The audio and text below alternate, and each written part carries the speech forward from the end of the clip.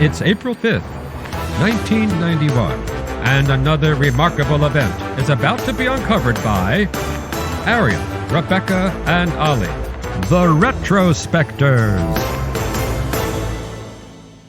As one of the great mid-century movie stars, Elizabeth Taylor had many iconic lines. Cleopatra alone is chock-a-block with camp classics like "My breasts are full of love and life."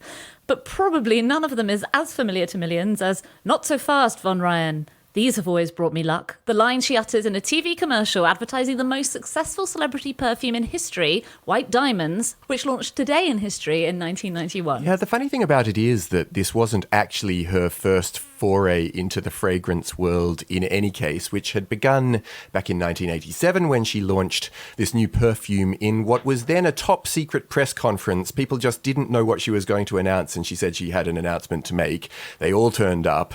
They thought she might be talking about whether she was going to get married again or moving to a different country or something. Anyway, the press was all there, and once they were in the room, she swanned in wearing this fur coat and enormous hat and announced that she had a new fragrance that was coming out called Passion.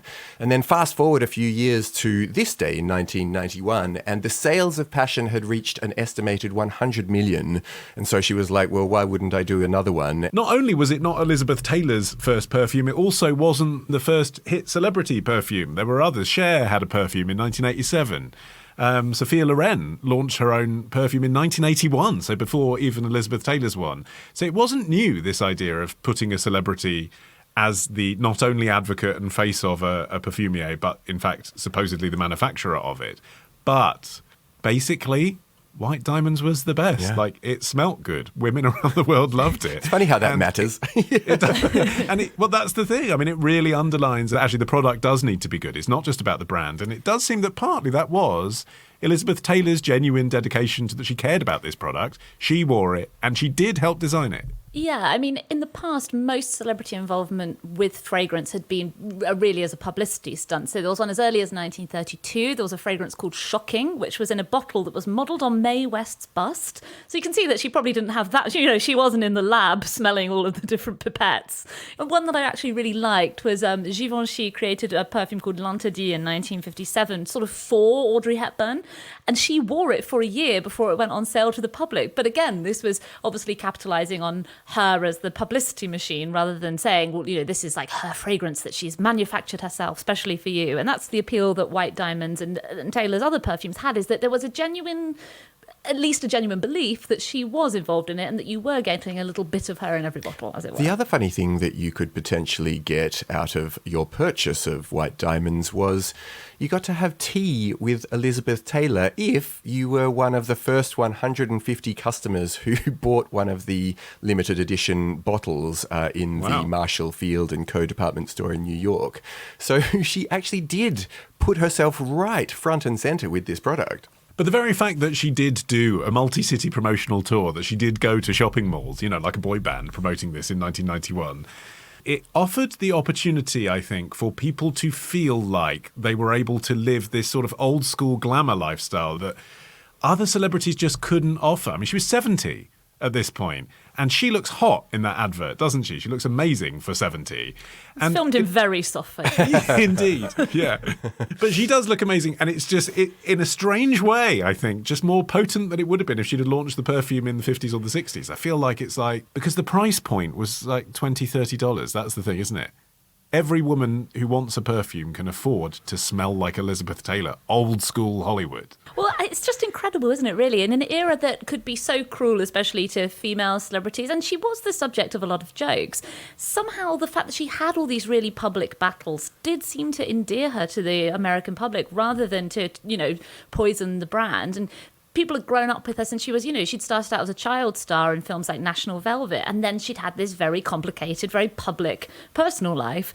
But it just ended up creating Elizabeth Taylor as this character who, as you say, on one hand did embody old school glamour, old school femininity, but also this very human resilience that women, and well, you know, women and men could identify with. You know, having said that, you know, every woman could smell like Elizabeth Taylor, I mean, it's every woman of a certain age, isn't it? Really, you bought this for your mum at Christmas. So actually, it's a price cut on the Estee Lauder, isn't it? But you're saying to your mum, You are cool and resilient like Elizabeth Taylor. You are an alcoholic. But the weird thing is that people of subsequent generations, even if it is for mums, they have kept buying it for mums. And we've gone through several generations of the mums who are receiving it. In 1991, there were 3 big scents being launched. One was White Diamonds, and they were up against Estee Lauder's Spellbound and Calvin Klein's Escape. And there was this huge fragrance war in that same year. The best smelling war ever. Yeah. Well, the whole of the US had been bombarded with these 70 million fragrance strips that were put into magazines, and they also had these armies of those department store spray models, I think they're called, who were out in force trying to promote each of these scents. Elle magazine sent to its 14,000 subscribers a video cassette with Estee Lauder's TV promo for Spellbound in the magazine. So you got your magazine and a video. So it was a big, competitive time, and yet, it worked for them. Well, I mean, White Diamonds definitely went in prepared for a war, because Passion had gone in with a promotional budget of $10 million. White Diamonds was allocated $20 million. And this included, as Olly's mentioned, Elizabeth Taylor herself going around department stores Tiffany promoting I Think We're Alone Now.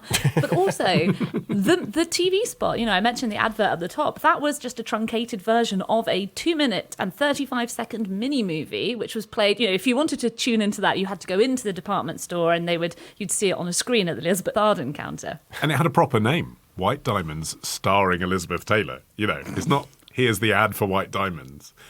But why are we still talking about this? Because even if this was big in the 90s, and it was, at its height they were selling 4 bottles per minute worldwide.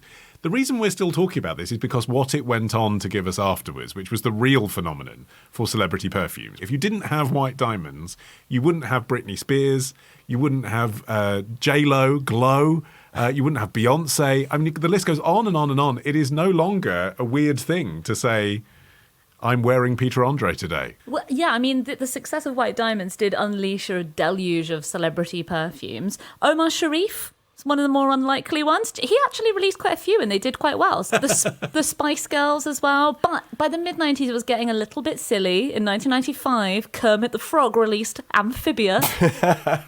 Yeah. Yeah, so by 1996, there was an article in the New York Times by David Coleman that was headlined Celebrity Scents, Simply Irresistible, in which he explores the fact that this industry seemed to have foundered a little bit. Maybe there had been a bit of overexposure, every celebrity wanting to slap their name on a perfume bottle, and that Did sales they do were a Miss falling. Piggy Elizabeth Yes, Taylor they did. pastiche? It was in Yeah, 1998, and it was called Moi. Oh, that's Fine. great. Okay. I mean, that I can actually imagine smelling pretty similar to White Diamonds. Well, so in this article, he speaks to Linda Wells, who was the editor of Allure, and she talks about why Taylor's White Diamonds and her other perfumes succeeded where others had failed. And it wasn't just a case of oversaturation. And I thought it was interesting. She said, you have to be a certain kind of celebrity to transcend your latest movie or to work in a bigger way.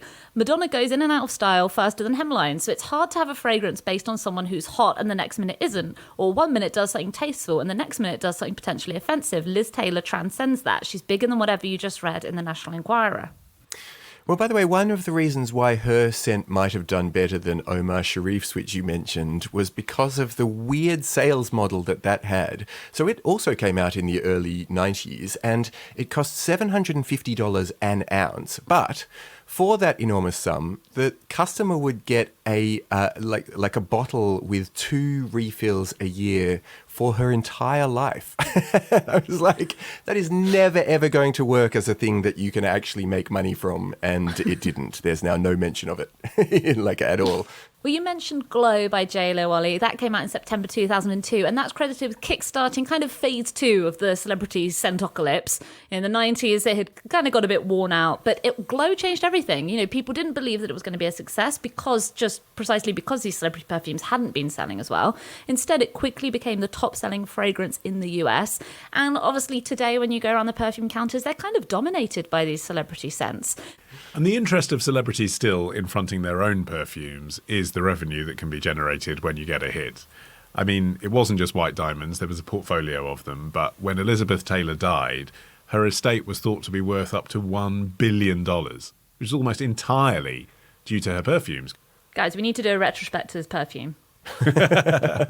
What would we call it? Something like dither. Tangent. Factoid. Tomorrow. That's such a simple message that, 140 years later or whatever we are, it still resonates. Ditch the ads and get a Sunday episode when you join Club Retrospectors. Subscribe now on Apple Podcasts. Part of the Acast Creator Network.